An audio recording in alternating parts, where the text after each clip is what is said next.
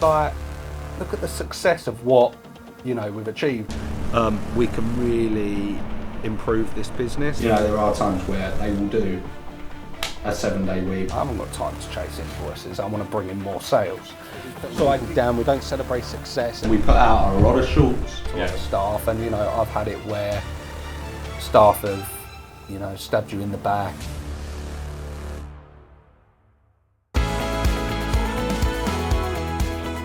So it's another day, another podcast, but I also try and time our site visits. So I'm out on the road and I try and do as much in one day as possible. So we're doing a couple of site visits today at some venues. I'm going to see some clients. I'm also going to see a company that we may look to acquire, really exciting opportunity. So we're actually currently in Milton Keynes. We've got a bit of driving out of London and Essex today, but first we've got a really nice podcast, a guy called David who's asked me to come on and talk about the ups and downs of business. So we'll see what's in store for this podcast, but here we are. So let's take you in, get this podcast out of the way, and then we'll crack on with our site visits and meeting this company, which I'm super excited about. Let's go. Great spaces. It's only there some warehouse space, but these farm sort of conversions. Love it. Right. Hi, how are you? Come through here? Yes, I'm coming through. Sure. Thank you. Yeah. Hi. This is Alex. We're out on the road. Hi, you're right. Part of my job is talking to 100 different business owners on as an accountant. Yeah, on a monthly basis, and we focus on the management accounts and give them feedback. So if I can learn from business owners, brilliant, I can pass that on to our clients. Because how do you run a business without knowing your numbers? Running blind is horrendous. So that's kind of our spin on it, why we've done it our way, because most traditional accountants will talk to you once a year, tell you your tax and say, see you next year. There was a wedding company that I knew, wedding venue, and obviously they're taking really hefty deposits. And in COVID, they had £500,000 in the bank, but all from deposits. Once COVID hit and everyone cancelled, they all want their money back. They didn't have a business. Yeah. Because all that money went back out in cancelled events. So they're not, you can't base it on what's in the bank. It has to be on the management accounts. We put out a lot of shorts that got 40 million views, and because the watch hours and the subscribers hit I think it's 20,000 subscribers. All from that short, really, that pushed us over the edge. Now we're monetized. So it's quite not, by the time they take all of their money making machines, but 400 quid, 600 quid a month is 400, 600 pound a month. Yeah. There are times where they will do a 7-day week, we'll give them the Monday off or Tuesday off, just for recovery. But that's the nature of the beast of what industry we find ourselves in. Thank you. So that wraps up another podcast. I'm going to now get in the car. We've got about a 45-minute journey to a business that we're looking to acquire before a site visit. So let's get on the road now and see how that goes.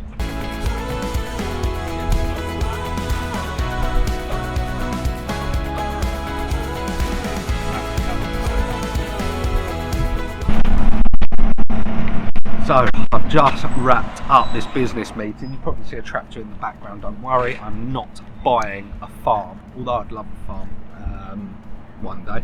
But yeah, really exciting business opportunity. It's based out of this farm in Bedfordshire.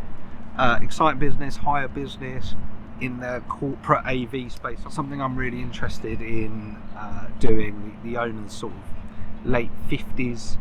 He wants to get out and retire and has lost the energy and enthusiasm. So I knew him from a couple of bits that I'd done in that space, and had a conversation with him.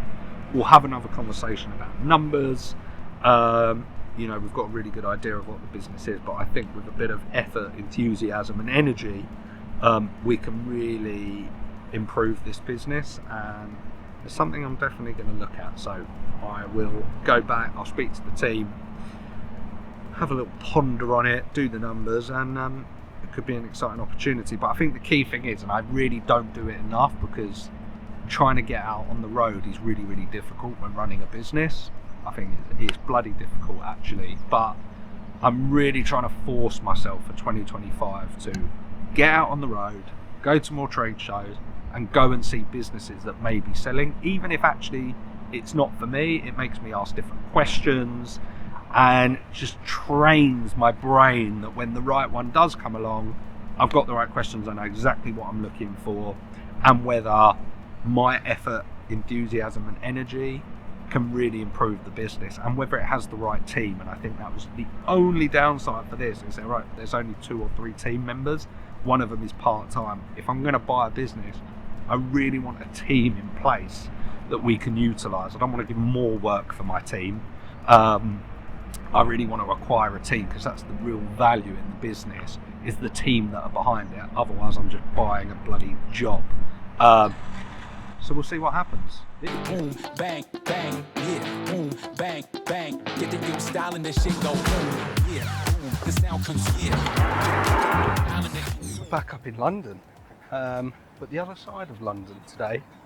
We're over Fulham Way, Wimbledon Way, and we got a great podcast today. So again, as you know, if I'm out doing a podcast, we'll do some site visits as well. So we'll do the site visit after Alex met me on the train. We got the train today because driving into the other side of London can take 2 hours. So on the train, managed to do some work, make some calls, follow up on some bits and bobs that I needed to do. And now we're going to go crack out this podcast. So we'll take you with, can't remember what this one's about, but they've asked us to come on, and you know me, never turn down an opportunity to do an in-person podcast that's focused on entrepreneurship and business. So let's go do it. Morning team, look at this beautiful day. Sun is shining, boiling hot at 10 a.m. Come on the sun, come on England. This is more like it. Got AP here today. We're up in the big smoke. We've got a couple of podcasts, a couple of site visits and meetings. So that's all on the YouTube channel if you watch that. But I have a thought of the day. I'm not walking the dog because I've come up here pretty early. But I do have a thought of the day, which is about the word failure. Studios here. There's actually a music producer Really? who owns the whole block, where Rob Brydon does his show. What's the comedian? Rob Beckett. Oh, really? David Williams. Look at the success of what, you know, we've achieved, and failure will make you stronger for the next time, and I'm sure we'll touch on that.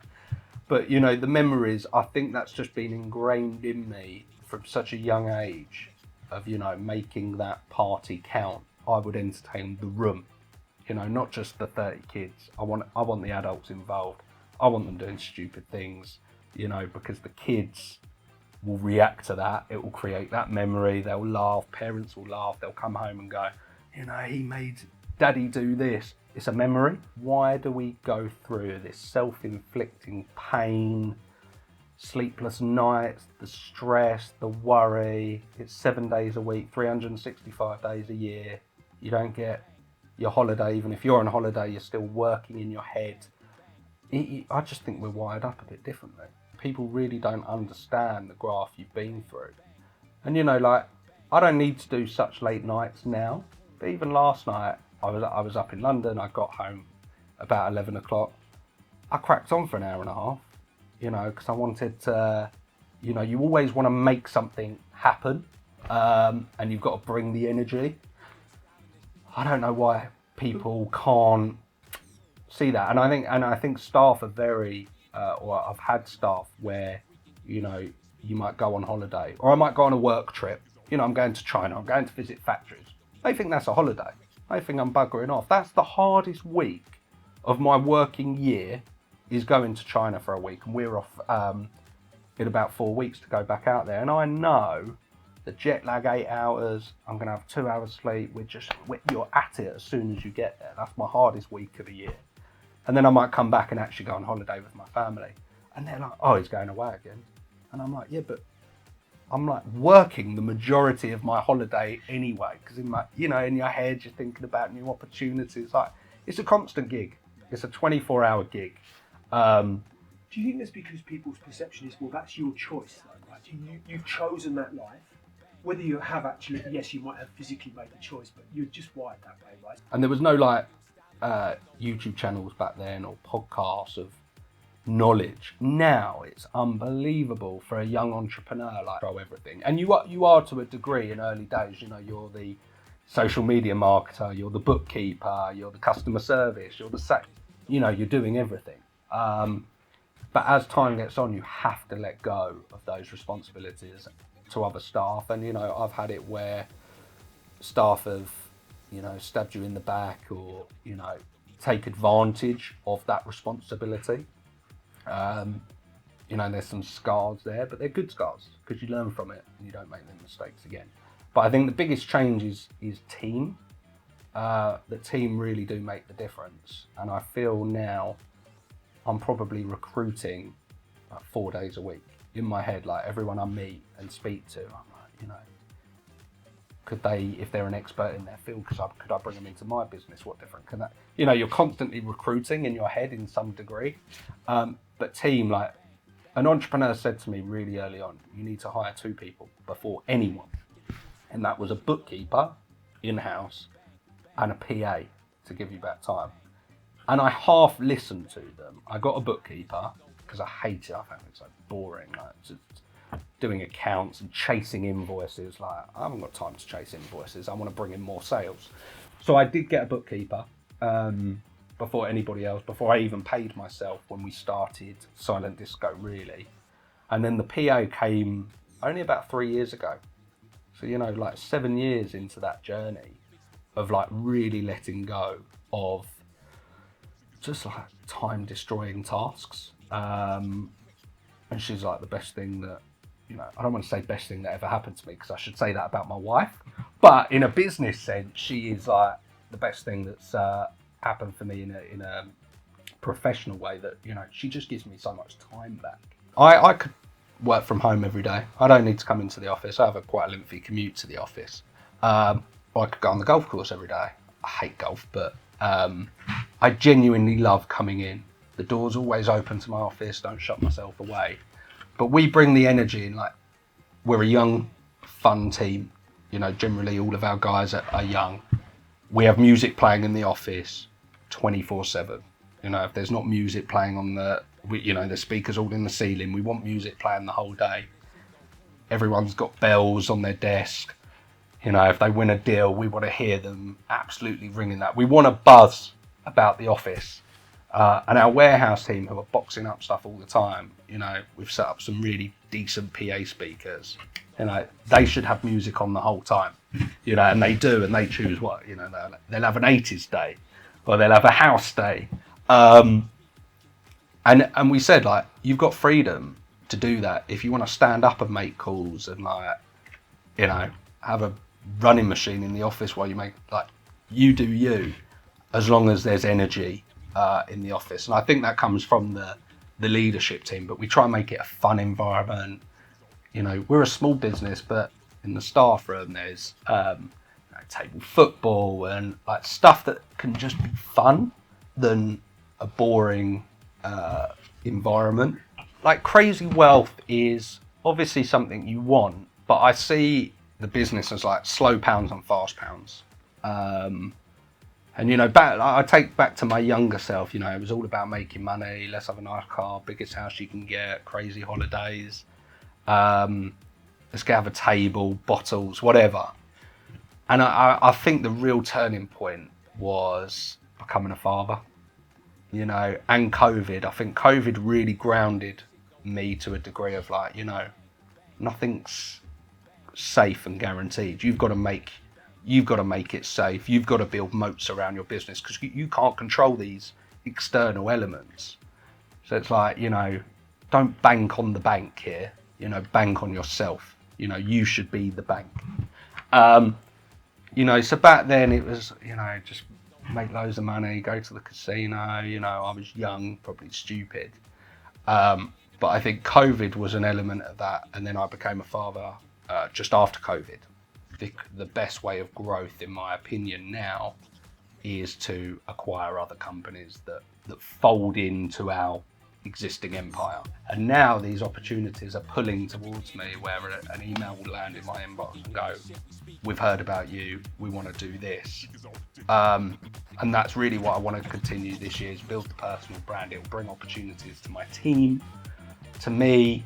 We've got the YouTube channel, you know, all the behind the scenes stuff. That is really the focus. And when I said 80% working on the business, content is a huge part of that now. So we just finished up a fantastic podcast today in London. I'm going to go run to a meeting. AP is going to go back to the office because we've got a short week, bank holiday. But one thing I really sort of took away and focused on in that was about celebrating. And we don't do enough celebrating in the UK. We're too busy putting people down. We don't celebrate success. If someone turns up, you know, in a nice car, people go, you know, people are jealous and put that person down. In America, it's celebrated, you know, wealth is celebrated, success is celebrated. And I think we need to celebrate a bit more. I think we need to celebrate a logo being signed off, celebrate winning a deal, celebrate a new team member, go out for dinner, have some drinks, celebrate. It gives energy, keeps people happy. And I think that's so key that we just don't celebrate enough. So I'm going to make sure we implement that into our business a bit more. And we do celebrate in terms of winning a deal. Everyone has a bell on their desk, you know, we try and make it fun. But the little things, we should celebrate all those little things, because it's so important in life to celebrate. Celebrate the happy times. Let's be happy, let's be positive, bring the energy, stay happy, guys.